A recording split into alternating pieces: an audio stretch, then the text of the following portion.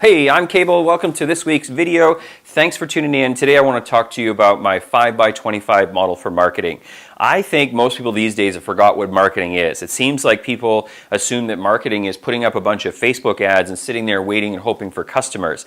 And that was a pretty good plan just a few years ago when Facebook advertising was super simple, super cheap, and super effective. But these days it's going up, up, and up, becoming more complicated, and everybody's fishing in the same pond, making it much more difficult to catch the fish. So let's talk about why we need different channels. You know, if you've been marketing on Facebook for a while, you probably also know what it's like to face the disapproval bot, or maybe even get your account suspended or shut down or banned or whatever. So the point is we have to have different channels to be able to attract different leads. So if one channel fails, the other 3 or 4 channels can still continue to service us and bring us potential new customers. Otherwise, we don't have a business. Also, I mean, marketing is a unified message across broad fronts. We can't just fish in one pond. We got to keep reaching not only new people through different channels of communication, but also continuing to deliver the same message, sometimes in different ways, to the same people. Because let's talk about what business was traditionally before we really got dialed in with direct response marketing on the internet. You know, offline, you'd meet somebody in an event, you know, then you'd maybe run into them again, or a client would introduce them to you or refer them to you. But the point is that relationship had to progress, and we had to meet or indoctrinate them multiple times, usually before they made a sale. I don't think marketing is different today, just the vehicles which we use to acquire those customers are evolving as we go. So let's talk about how to use some of my favorite tools, or what are the 5 channels that I prefer. Number 1, I talked about a little bit last week, so I'm going to breeze through it because you can catch last week's video on email marketing, how to do it, how to position it, and so on and so forth. But email marketing, in my opinion, still by far one of the best marketing channels that you can utilize. Everybody should be building an email list because it's your sounding board, it's your public platform to talk to each week of highly engaged people that with good content are always willing to open and give your emails time and attention. I know there's several people that I follow. I look forward to their stuff, and even when I'm not, if their email appears in my inbox, I'm always going to open it and give it a look. So this is your personal place or easy place, very inexpensive place for just a few dollars a month really for any email marketing platform to be able to talk to people on a regular basis. And when you are sending them consistent content and then you replace that with an offer, you know, there's also the law of reciprocity that makes more people act, but there's also that habitual sense of people are just used to opening your emails. So when you send them an offer, they're going to at least look at it. Under the same category, if we want to go a step further and a little bit more current, you know, bots like ManyChat, so same type of premise, you know, using Facebook landing pages and opt-ins and messages, etc., to opt people in still into a list where we can send them content and ultimately offers. Of course, the advantage that many people have been talking about some time now for ManyChat is Facebook Messenger still isn't clogged up like our email inbox with all kinds of spam and well, I mean, flyers and offers. It's the new mailbox of the 21st century, you know, with all the junk mail that comes. Facebook Messenger is still not quite cluttered up that way, so the open rate in Facebook Messenger tends to be higher, but the process is the same. Offer people something of value, opt them into a list, send them some content, every once in a while send them an offer, and bank on reciprocity. It shouldn't be that hard for us to generate 25 leads per month from these 2 types of channels, and with very little money spent. If we're spending any money at all, it's going to be here using something like a lead magnet that we're giving away. Fitness facility could simply be a free week or 3 free sessions, or some series of videos that you found on YouTube or created yourself to teach people something. It really is that easy. Let's talk about the second one, and we're going to go in no particular order here. We'll cover the biggest one, Facebook, last, but let's talk about offline. You know, these days I find that people are really pretty lazy when it comes to offline marketing. It doesn't seem to happen much anymore, especially when you live in a big city. It seems like they're always too busy, but offline is still one of the best methods because it's real relationships, it's real people connecting. My whole businesses were built offline, getting in front of people and talking to them and teaching about fitness, from small groups of 5 to large groups of 100 or a couple hundred. Just get in front of people and talk to them about what it is that you do. So speaking engagements, lunch and learns. I really love to hit up the charitable organizations. I found these were so great. So your Diabetes Association, your Cancers Association. One of my real favorites in any community was the Rotary groups. You know, busy entrepreneurs that typically get together once a month for breakfast or lunch meetings that are always welcoming guest speakers to sort of break the ice and set the stage and talk about something. The very influential people that always landed me a bunch of clients. Like-minded businesses, you know, hairstylists, beauty salons, chiropractors, physiotherapists, massage therapists, all have audiences of people that great to collaborate and put each other's clients in a room and educate those clients on how to take better care of themselves, very congruent with our message, always going to get you clients. So the next thing that doesn't seem to get talked about much these days is internal, you know, and if you don't have ongoing referral initiatives and referral challenges from time to time to generate more customers from your best customers, you are missing some of the most valuable customers that exist. You know, we always used a thing called buddy passes, which were a simple business card that, you know, give a friend a workout on us or bring them to your next workout.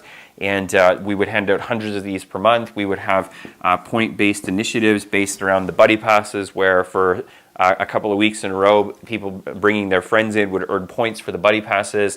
We give away a simple prize, you know, things like Vitamixes or Ninja Blenders or Instant Pots, you know, and these were always a way for us to generate a bunch of new prospects that were very similar to our current customers. And we all know in a service-based business that it's really about generating a sense of community, so these types of initiatives are really, really important.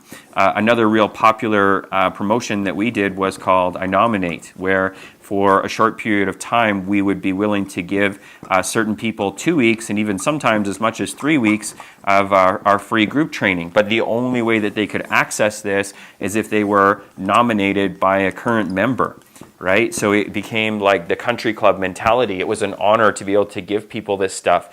And same thing again, when these people ultimately tried the service and then became members, we would go back and reward this person. So as people, we're all motivated selfishly. So when there's a vehicle for selfish reward, but I can do something nice for somebody that I care about, I'm more likely to be compliant and do it. So, you know, not hard to generate 25 leads from email, not hard to get out in the community once per week and generate at least 25 leads.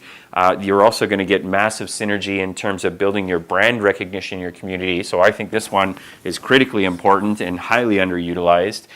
This is a real good indication of how happy your community is. So even if you can't generate 25, if you can get 10 to 15 per month, I think this is extremely realistic. But I can tell you with the buddy passes, it's not hard to get 25 new people, friends, family, whatever, to come in and try your facility in a month.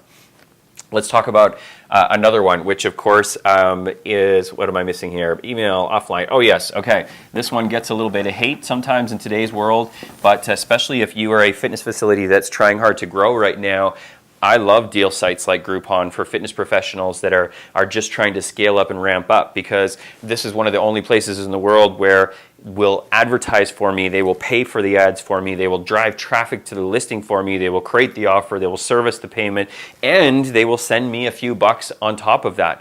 So yes, it's a highly discounted service. No, you're going to make nothing really from Groupon. It's kind of a pittance what they send you, but the point is they send you something. I think that's amazing, but most importantly, they send you a... All right, don't you hate it when your battery goes dead in the middle of filming? No problem. We were talking about Groupon. I was about to say they send you a pittance, but most importantly, they're sending you an active lead. Like, they do everything and send you a lead. Yep, these people have a bad reputation of being deal seekers. Yep, it's totally true. Some will bounce from facility to facility, and you have no hope of signing them up. But the point is do the math. It only takes a very small percentage of the leads that Groupon sends you to become long-term customers to make this massively financially successful, because we make money on the back end, not the front end, right? This is about keeping a client long-term. All right, so Groupon, here's some real things for you. Visit the site. First off, look at the deals that are on there. Make sure your deal is kind of similar to the other ones there. If it's too different, it won't sell.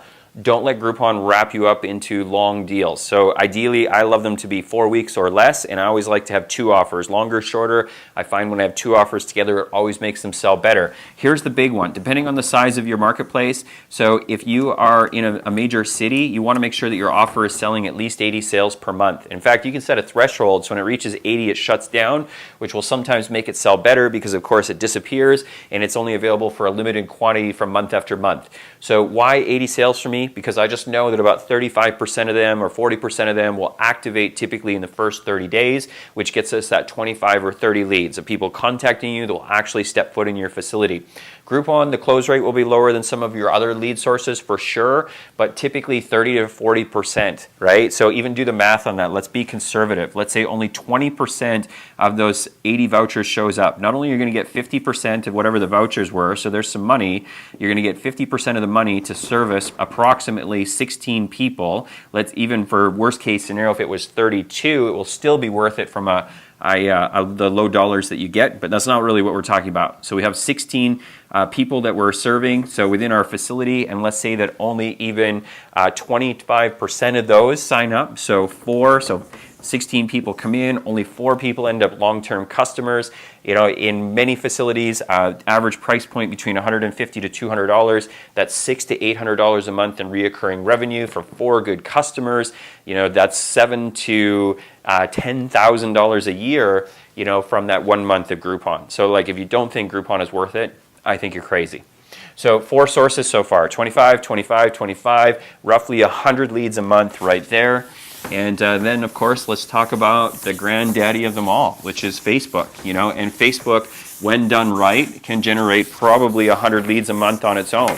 You know, if in other months it can frustrate the heck out of you because, you know, things get disapproved and it gets hard to get your ads running, or, you know, people don't bite on them, especially these days. There's so much advertising, so it's getting trickier and trickier to make sure your ads are really responsive, and the cost per lead for Facebook is going way up. But you know what, people got so spoiled at the days where we could get leads for $1 or $2. So the idea of paying $15, $20 a lead on Facebook these days is uncomfortable for people.